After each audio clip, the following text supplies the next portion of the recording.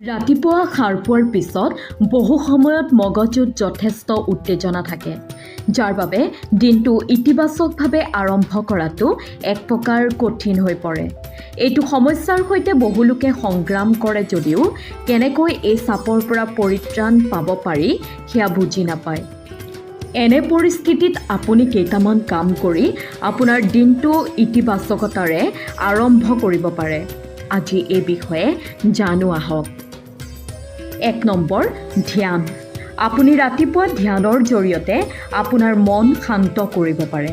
ধ্যান হৈছে এক প্ৰক্ৰিয়া যাৰ জৰিয়তে আপুনি আপোনাৰ মনলৈ অহা চিন্তাবোৰক নিয়ন্ত্ৰণ কৰিব পাৰে।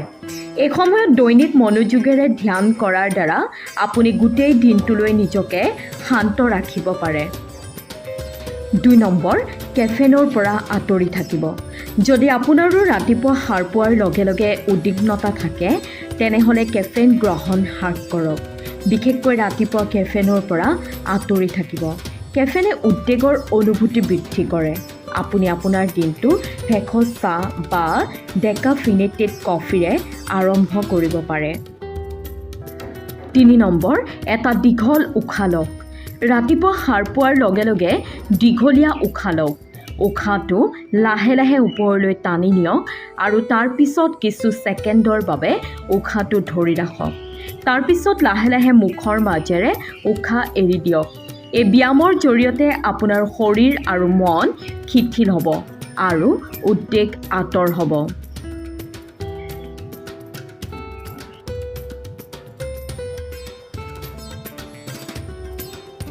4 নম্বৰ, হাইড্ৰেটেড হৈ থাকক। যথেষ্ট পৰিমাণে পানী খাব আৰু সন্তুলিত আহাৰ খাব। ই আপোনাৰ মনোভাৱ আৰু শক্তিত ইতিবাচক পৰিৱৰ্তন আনিব। ৰাতিপুৱা নিজকে হাইড্ৰেটেড কৰি ৰাখিবলৈ পানী খাব। প্ৰ'টিন সম্পূৰ্ণ শস্য আৰু ফল খাব। গোটেই দিনটো কম পৰিমাণে চেনি সেৱন কৰিবলৈ চেষ্টা কৰিব, অন্যথা তেজত শৰ্কৰাৰ স্তৰ বৃদ্ধি হ'ব আৰু উদ্বেগ বৃদ্ধি হ'ব। 5 নম্বৰ, কথা পাতক। ৰাতিপুৱা সাৰ পোৱাৰ পিছত পৰিয়ালৰ সদস্যৰ সৈতে কথা পাতিব। কাৰোবাৰ সৈতে কথা পাতিলে আপোনাৰ মন মগজুলৈ অহা অনুভূতিবোৰ শান্ত হ'ব, যি আপোনাৰ মনক শিথিল কৰিব। 6 নম্বৰ, গান শুনিব। আপোনাৰ প্ৰিয় সংগীত শুনিব।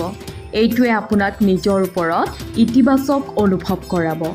কেইমিনিটমানৰ সংগীতে আপোনাৰ দুখী মনটো সুখেৰে ভৰাই তুলিব, কিয়নো যেতিয়া আপুনি সংগীত শুনিব, আপোনাৰ মনলৈ ইতিবাচক চিন্তা আহে আৰু মন শান্ত থাকে।